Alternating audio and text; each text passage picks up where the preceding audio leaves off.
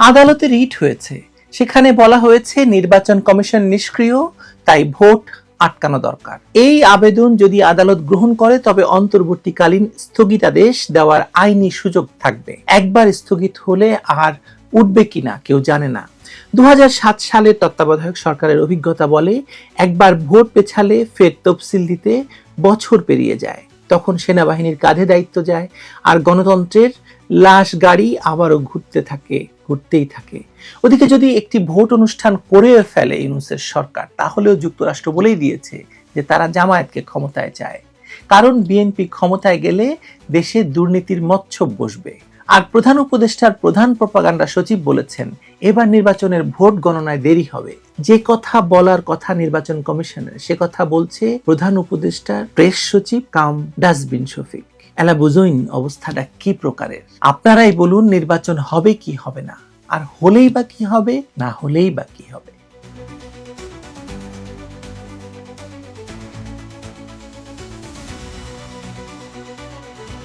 ইউনূস ঘোষিত জাতীয় সংসদ নির্বাচন এবং গণভোটের মাত্র 3 সপ্তাহ বাকি, অথচ সারা দেশে একটি প্রশ্ন ঘুরে ফিরে আসছে, নির্বাচনটি কি আসলেই অনুষ্ঠিত হবে? হবে তো?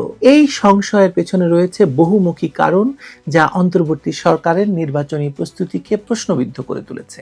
অন্তর্বর্তী সরকার এবং নির্বাচন কমিশনের পক্ষ থেকে বারবার আশ্বাস দেওয়া হলেও জনমনের সংশয়ের মূল কারণ হচ্ছে আইন শৃঙ্খলা পরিস্থিতি।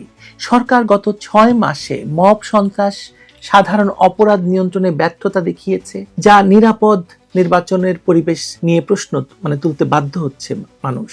পুলিশ এবং প্রশাসনের দুর্বলতা স্পষ্ট হওয়ায় অনেকে মনে করছেন নির্বাচনী সহিংসতার ভয়াবহ আশঙ্কা রয়েছে, যা ভোটারদের ভোট কেন্দ্রে যেতে নিরুৎসাহিত করছে। প্রধান উপদেষ্টার প্রধান প্রপাগান্ডা সচিব এই সংশয়কে পতিত স্বৈরাচারের দোসরদের প্রপাগান্ডা বলে উড়িয়ে দিলেও বাস্তবতা হচ্ছে সরকারের নির্বাচনী প্রস্তুতিতে ভয়াবহ শৈথিল্য দেখা গেছে। নির্বাচনকে কেন্দ্র করে যে ধরনের উদ্যম এবং তৎপরতা প্রত্যাশিত, সেটি অনুপস্থিত। বিশেষত সরকারি বিভিন্ন ব্যক্তিত্বের পরস্পর বিরোধী বক্তব্য জনমনে বিভ্রান্তি সৃষ্টি করেছে। আরো গুরুতর বিষয় হলো হাইকোর্টে দায়ের করা রিট আবেদন, যা নির্বাচন এবং গণভোট নিয়ে সাংবিধানিক প্রশ্ন তুলেছে। অভিযোগ করা হয়েছে যে অন্তর্বর্তী সরকারের সদস্যরা গণভোটে হ্যাঁ ভোটের পক্ষে প্রচারণা চালাচ্ছেন, যা নির্বাচনী আচরণ বিধির সরাসরি লঙ্ঘন। এ বিষয়ে আমি আগেও বলেছি আপনাদেরকে ভিডিওতে। রাষ্ট্রীয় সম্পদ ব্যবহার করে প্রভাব বিস্তারের অভিযোগ উঠেছে। অভিযোগ শুধু নয়, প্রমাণও রয়েছে আপনাদের হাতে। সরকারের উপদেষ্টারা, প্রধান উপদেষ্টার বিশেষ সহকারীরা সব জায়গায় গিয়ে, মসজিদে গিয়ে, মাদ্রাসাতে গিয়ে, সব জায়গায় গিয়ে তারা হ্যাঁ ভোটের পক্ষে কথা বলছেন। এটা তো নির্বাচন কমিশনের কাজ, এটা তো তাদের কাজ নয়। তারা সম্পূর্ণভাবে একটি পক্ষাবলম্বন করছেন।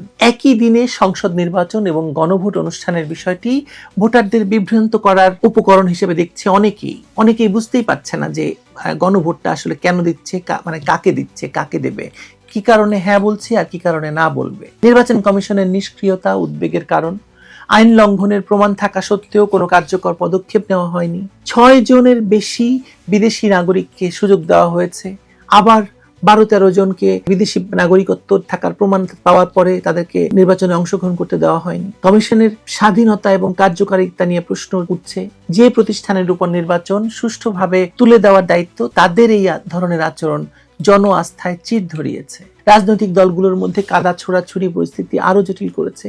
অংশগ্রহণকারী দলগুলো তাদের প্রস্তুতি নিয়ে ব্যস্ত থাকলেও সার্বিক পরিবেশে নির্বাচনের উৎসাহ বা নির্বাচনী উৎসাহের অভাব রয়েছে। কোথাও নির্বাচনী উৎসব দেখা যাচ্ছে না। জনগণের মধ্যে নির্বাচন নিয়ে আগ্রহ এবং প্রত্যাশা যেটুকু থাকার কথা, তার কিছুই তৈরি হয়নি বলে মাঠ পর্যায় থেকে রিপোর্টাররা বলছে।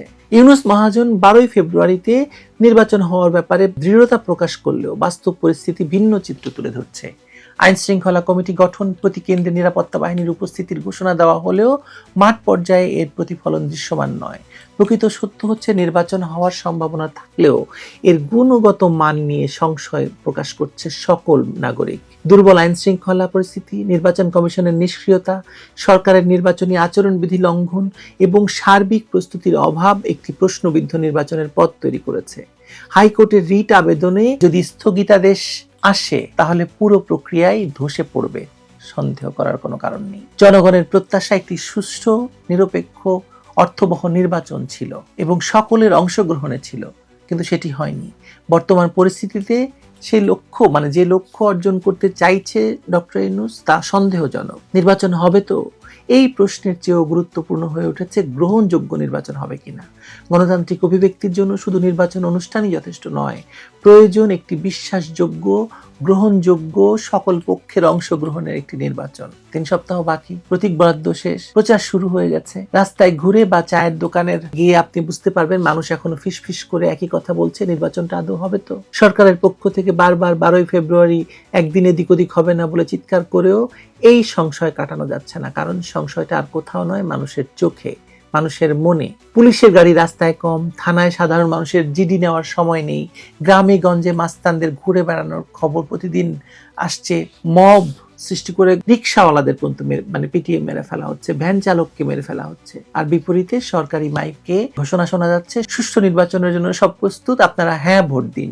জাতীয় নির্বাচনের কথা কিন্তু বলা হচ্ছে না। তার মানে জনগণে এই কারণেই ফাটল ধরেছে যে অন্তর্বর্তী সরকার নির্বাচনের জন্য এসেছিল, সেই সরকারেরই উপদেষ্টারা যখন খোলাখুলি হ্যাঁ ভোটের পক্ষে মাঠে নামছেন, রাষ্ট্রীয় ওয়েবসাইটে পোস্টার প্রকাশ করছেন, তখন প্রশ্ন উঠছে নির্বাচন কমিশন কোথায়? কমিশন চেয়ারম্যানের দপ্তর শুধু বিবৃতি দিচ্ছে যে আমরা সজাগ আছি, কিন্তু আইনজীবীরা হাইকোর্টে গিয়ে বলছেন নোটিশ দেওয়ার 24 ঘন্টার পরও কমিশন একটা টু শব্দ করেনি। সংবিধান বলে নির্বাচনী প্রক্রিয়ায় কেউ প্রভাব খাটাতে পারবে না, অথচ প্রভাব খাটানোর প্রমাণ হাজির থাকতেও কমিশন নিষ্ক্রিয় থাকছে। এই নিষ্ক্রিয়তার গন্ধটাই মানুষের নাকে লেগে গেছে, মানুষের কথায় প্রকাশ পাচ্ছে, মানুষের ভয়ে প্রকাশ পাচ্ছে। আপনার কি মনে হয় সরকার নিজে নির্বাচন চায়? পরিস্থিতি বিশ্লেষণ বলছে চায় না, কারণ মানুষ দেখছে প্রথমত আইন শৃঙ্খলা রহস্যজনকভাবে নরম, দ্বিতীয়ত নির্বাচনী তৎপরতা চোখে পড়ার মতো নয়, তৃতীয়ত প্রশাসনিক বৈঠকে যে নির্দেশ আসছে কোথাও গলদ থাকতে দেবেন না, সেটাই বুঝিয়ে দেয় যে সব ঠিকঠাক আছে বলে প্রমাণ দেওয়ার চেষ্টা, কিন্তু প্রমাণের চেষ্টা যখন অতিরিক্ত হয় তখন সন্দেহ আরো গাঢ় হচ্ছে। বিএনপি জামায়াত প্রকাশ্যে মাঠে নামছে, সিলেটে রংপুরে জনসভা করছে, কিন্তু তাদের কর্মীরাও বলছে রাতে পোস্টার ছিঁড়ে ফেলা হচ্ছে, দিনে পথচলতি মোটরসাইকেলে আগুন দেওয়ার ঘটনা ঘটছে। অনেক বিশ্লেষক বলছেন সংশয়টা আসলে নির্বাচনের দিন নয়, সংশয়টা নির্বাচনের পরের দিনও। ভোট শেষে যদি কেউ মানতে না চায় তখন কি হবে? 2024-এর তথাকথিত অভ্যুত্থানের পর দেশে যে নতুন রাজনৈতিক চুক্তির কথা উঠেছিল তার মূল শর্ত ছিল অবাধ ভোট, অংশগ্রহণমূলক নির্বাচন। সেই চুক্তির প্রথম পরীক্ষায় তো ফেল করে গেছে সরকার। আর এই চুক্তির গ্যারান্টার এখন যারা, তারাই যদি প্রশ্নের কেন্দ্রে চলে আসেন, তাহলে চুক্তির ভবিষ্যৎ কি হবে বলুন তো? আর সেই কারণে মানুষের মুখে মুখে শুধু একটা কথা, হবে তো, ভোট হবে তো। এই তো শব্দটির মধ্যে লুকিয়ে আছে পুরো এক যুগের অভিজ্ঞতা, লুকিয়ে আছে ক্ষমতায় বসিয়ে দেওয়ার ষড়যন্ত্র, আর লুকিয়ে আছে কিংস পার্টি এবং কিংস পার্টিকে ক্ষমতায় নিয়ে যাওয়ার ষড়যন্ত্র। আর সেই তো শব্দটিকে মুছে ফেলার দায়িত্ব শুধু সরকারের নয়, নির্বাচন কমিশনের শুধু। কিন্তু সময় ঘড়ির কাঁটায় পড়ছে টিক টিক টিক টিক, আর কমিশনের টেবিলে এখনো পর্যন্ত কোনো দৃশ্যমান পদক্ষেপ নেই। শেষ পর্যন্ত নির্বাচন হলেও এই সংশয়ের ছায়া ভোট কেন্দ্র পর্যন্ত গিয়ে পড়বে। মানুষ ভোট দেবে, কিন্তু মনে মনে জানবে যে গণনার সময় কি হবে, ফলাফল ঘোষণার পর কি হবে। আর এই ভাবনাটুকু যদি থেকেই যায় তাহলে জিতে গেলেও হারবে গণতন্ত্র, কারণ বিশ্বাস ফিরে পেতে সময় লাগে, কিন্তু বিশ্বাস হারাতে 1 সেকেন্ডই যথেষ্ট। হয়তো অসাধারণ কোনো আইনি বা নিরাপত্তা সংকট না ঘটলে নির্ধারিত তারিখে ভোটও হয়ে যাবে, কিন্তু বৈধতা এবং স্থিতিশীলতার লড়াইটা ভোটের আগের এবং পরের দিনগুলিতে নির্ধারিত হবে। নির্বাচনের দিন উপস্থিত হলেও নির্বাচনের দিন ভোট কেন্দ্রে মানুষ যাবে না, যা ভবিষ্যৎ ক্ষমতা হস্তান্তরের পথকে ভারী করে তুলতে পারে এবং বিপদ সংকুল করে তুলতে পারে। দেখা যাক, 3 সপ্তাহ আছে, আপনারাও দেখেন, আমিও দেখি। ভালো থাকবেন সবাই।